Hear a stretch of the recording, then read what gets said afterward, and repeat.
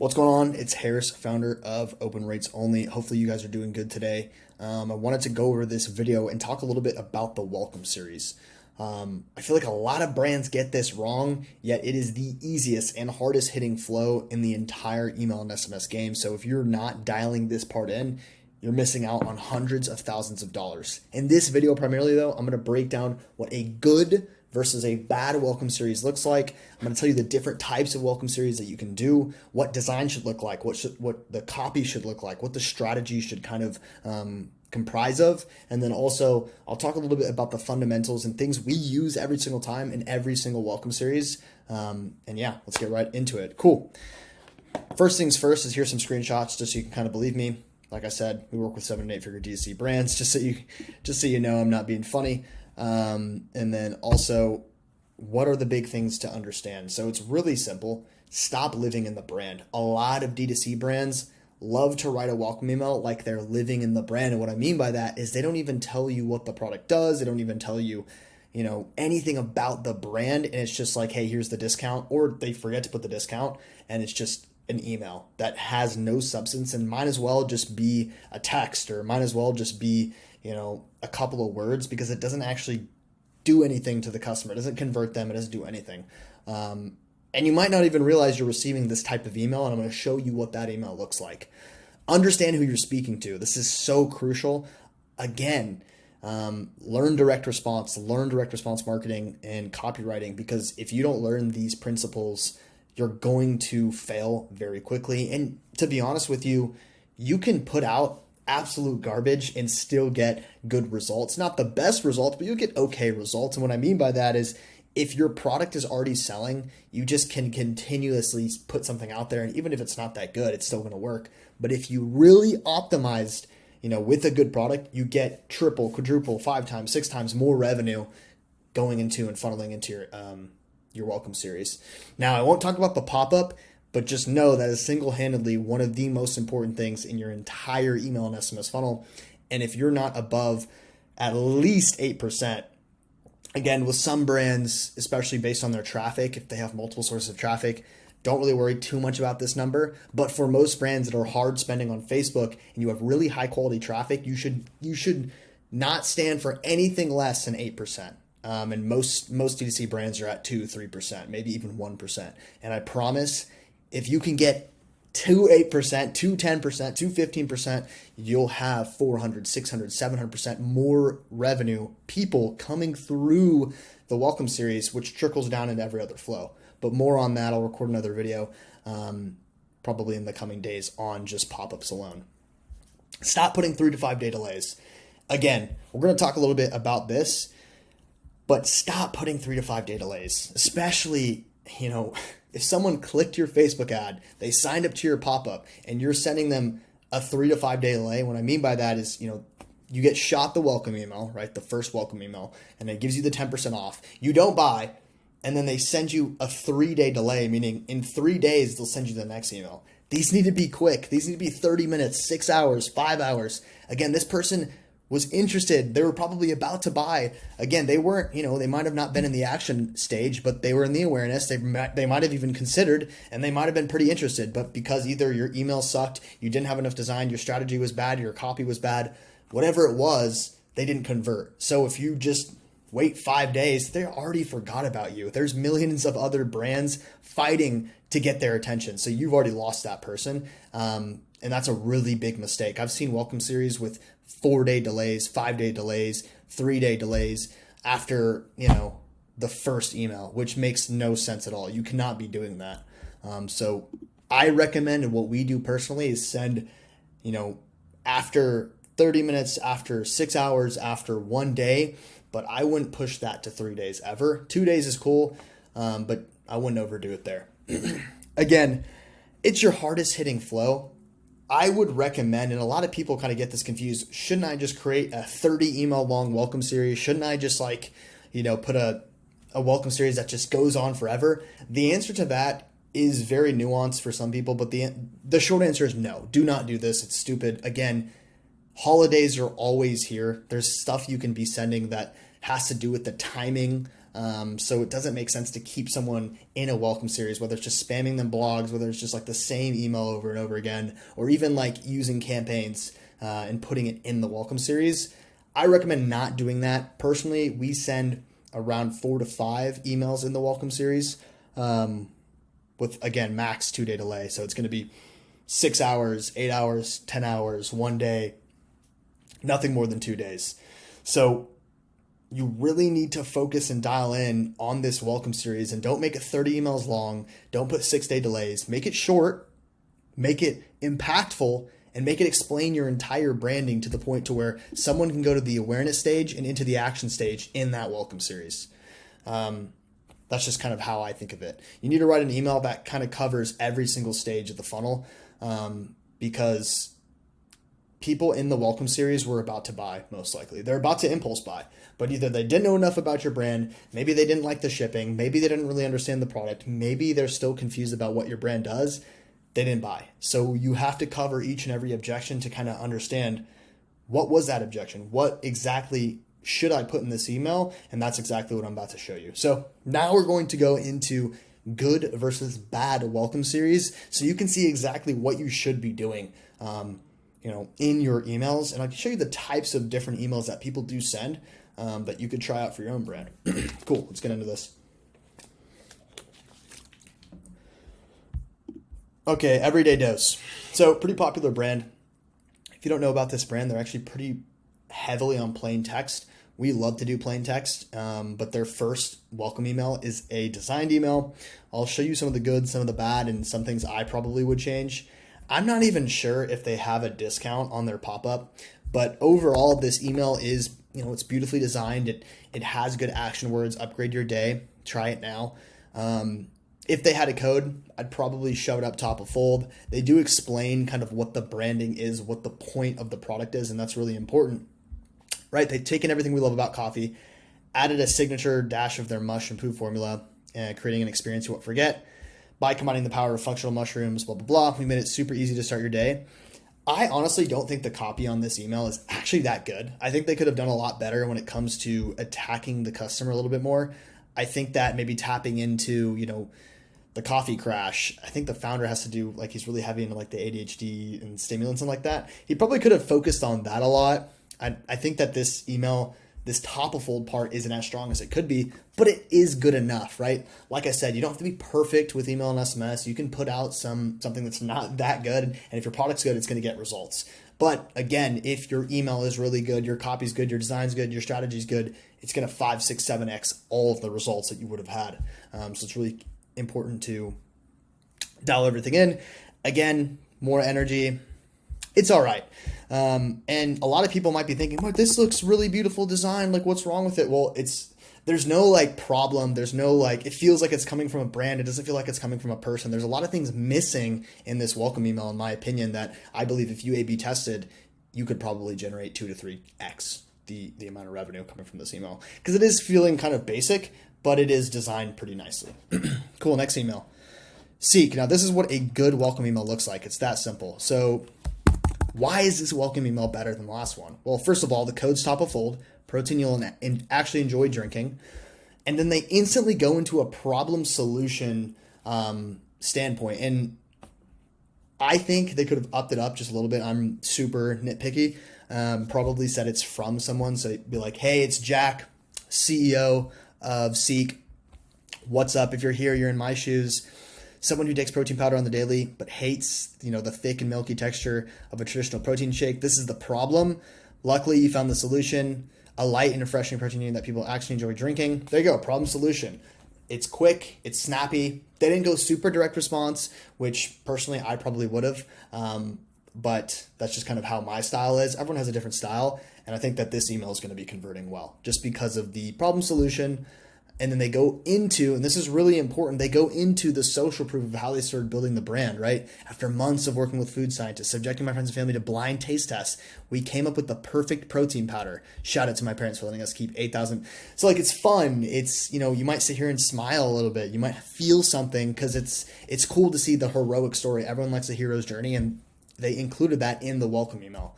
So say goodbye to thick and milky protein shakes and say hello to clear, crisp, blah, blah, blah. They showed their best sellers here. And then what's really cool about this email is they have a TikTok that they actually put the GIFs, and you can click and go watch live reactions of people drinking the protein shakes. And then they put testimonials right below.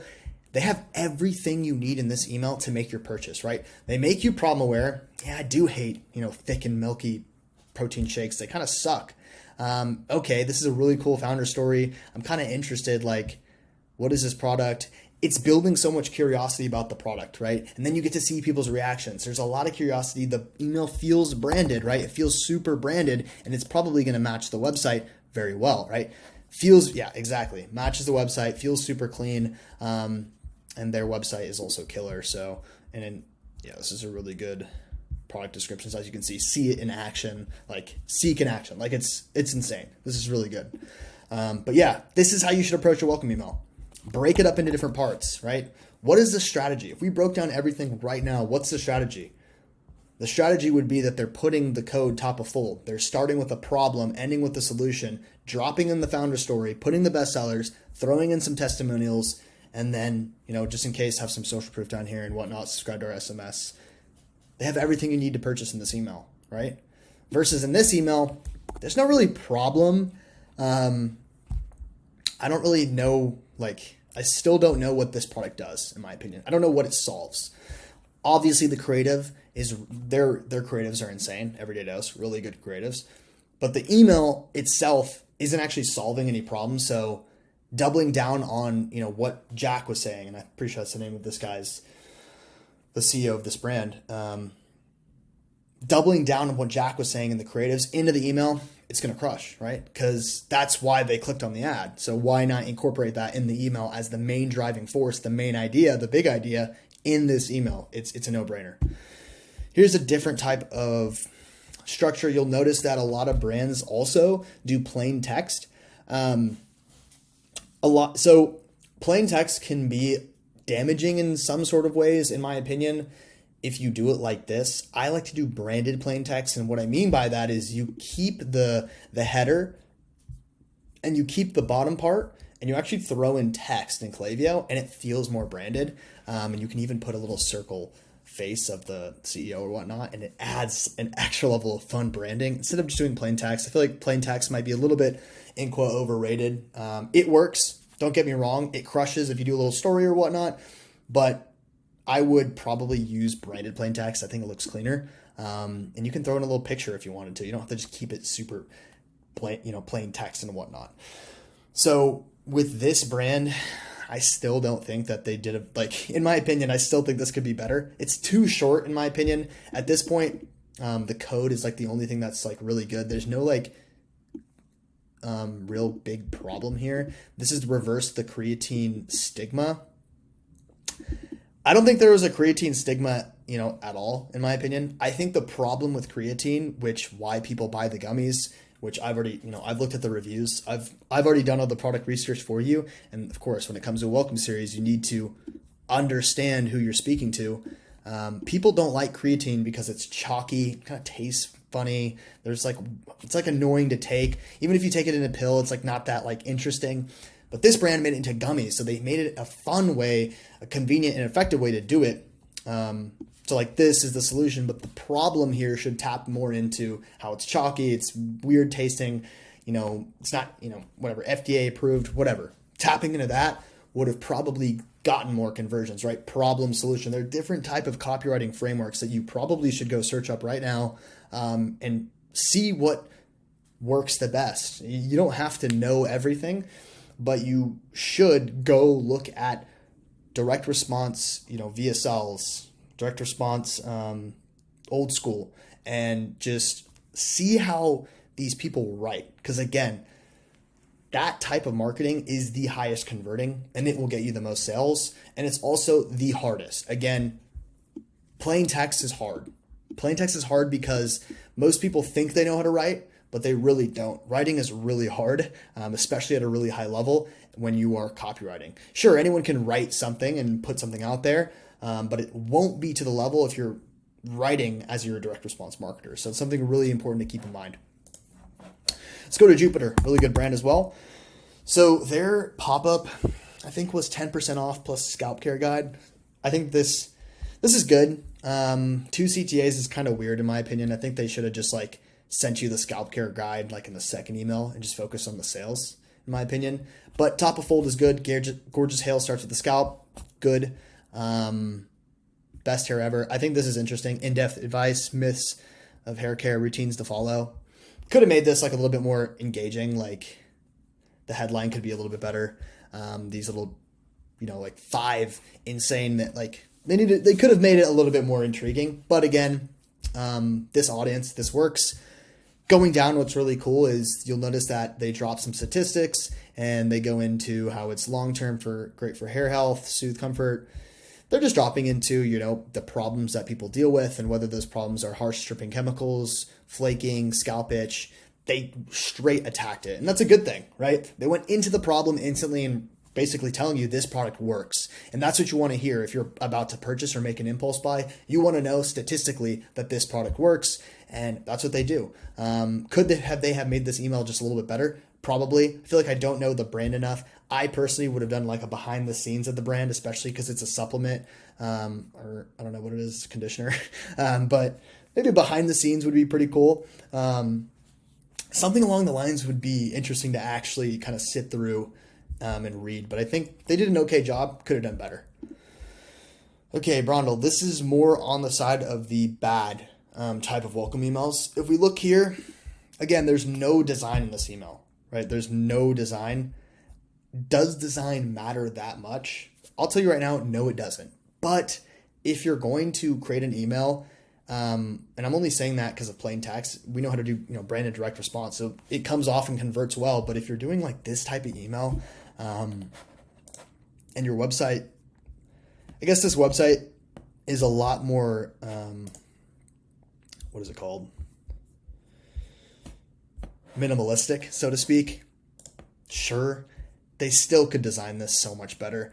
I still have no idea what this product does. Again, I actually don't know what this product does. I think this is a bidet, but if you look and read this, it has nothing to do with the product. And this is why bad welcome series exists right here, is because you look at this email and you can just tell whoever wrote this lives in the brand, and they forgot to actually explain the product. You can't even click this. So it's kind of just a nightmare all around.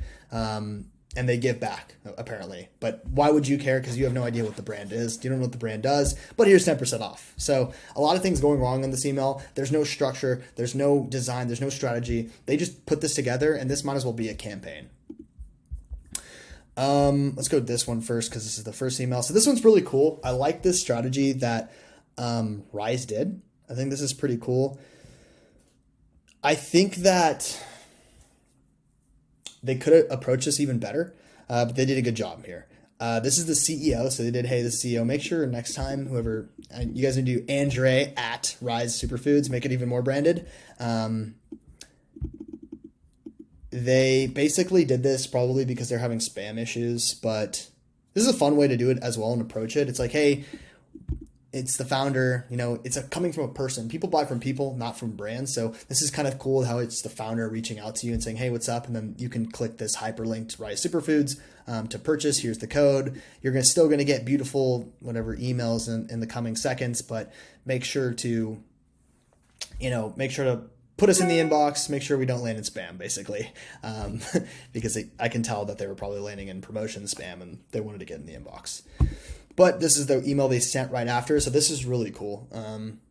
This is a really strong welcome email for many reasons. I mean, the GIF is fun. Welcome to the Rise family. The mission, where we believe that nature holds, blah, blah, blah. We've harnessed the magic of mushrooms to create an invigorating daily routine that makes us feel better, think better, and do better. Just a strong header. Really strong, fun GIF. Honestly, I would click that. And then they do the founder story. Again, hero story, throwing that in is a no-brainer. If you're not throwing in a founder story in this, this first email, you're missing on revenue because it converts. People love to hear how they started the brand. Elevate your routine, whether you're doing X, Y, and Z. You can do mushroom, matcha, chicory, cocoa, whatever it is. We have your solution. And of course, they explain it. Copy is really good. Could have they tapped more into the problems? Maybe. Again, I'm super problem focused and whatnot, but they did an insane job explaining the product, and that's what you have to do. I don't think that me switching this email like that much would change the revenue, to be honest. I think there's enough in this email to convert the customer, and they're doing a great job. Last but not least, this brand, I think there's a lot going on in this email that is good, but just needs a lot more pieces. Again, you can just tell there's not enough here, right? Here's your code, welcome 10. Where what's on the outside is just isn't. Yeah, I think I'm like, I can't read it, but you get the point. Like, there's just a lot going on. Didn't explain what the product does. Don't explain what the ingredients are in the product. Again, if you're buying a skin, so to speak, or case, you probably want to know what's inside of the product. How is it different from other brands? Because this isn't enough to get someone to buy, right? There is absolutely nothing in this email. At this point, this should just have been a text and not an email, because there's nothing in this email. Again, the more information you put in emails, in my opinion, the higher conversions you're going to get. I think that always has proven me right. The more information, the more things you put, obviously don't overload them. There has to be a fine line, and that might be hard for you to find. But look at this, it might feel like this is too much information, too much text, and a lot of people will tell you to just do 10% off and call it. But that's not what people want to hear, I promise. We have done all of the tests. We obviously know what we're doing too. So I promise if you sit there and you go back and look at these different types of emails, combine different parts and just test, and you'll start to realize what converts and what doesn't. Every brand's different, but if I'm going to leave you with a couple of things, it's going to be as follows. Top of fold. Make sure you put the code top of fold. If people want to click off to get the code, let them get the code. Explain the mission. Explain what exactly your brand does. Explain what your product does. Talk about the problem somewhere in there. What's the problem? Is it you get dandruff? Is it your hair's itchy? And then go into the solution. Why you guys are better. Give the code again. Go down. Founder story. Go down. Testimonials. There's so many different combinations. And again, email marketing is not rocket science. I believe anyone can become an email marketer. It does just take time in the game, seeing all sorts of emails over and over and over and over again, and testing. That's all it is. Again, anyone can do this, but you really have to be dedicated when it comes to understanding what's good, what's bad. You have to understand direct response marketing. And once you can understand all three of these things, you're ready to go. But awesome. Hope you all enjoyed this video. Hopefully I brought some value to you. If I did, drop a comment. I'd love to hear what your thoughts are. Again, if you're a 7 and 8 figure D2C brand, feel free to book a call below and we can help you out with your email and SMS marketing. See ya.